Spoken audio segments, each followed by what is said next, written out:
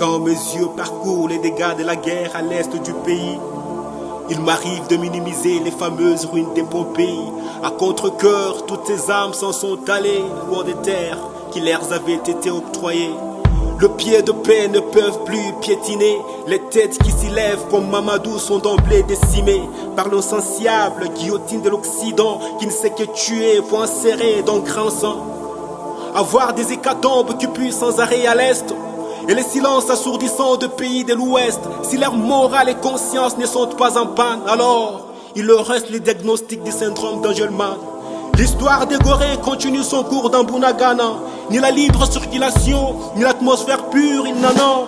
Au moment où je vous narre ces sanglants couplets, près de 10 millions de femmes ont été violées. Plus de 800 000 familles ont été balayées avant d'être jetées très loin de leur propre foyer. Elles vous plongeront encore au bas-fond de l'effroi. Les statistiques des nourrissons qui tous nus sous le froid. Dans la clairière, le moustiquaire sont devenus des tontes. Déshonorés, les neveux voient s'enfiltrer sa propre tante.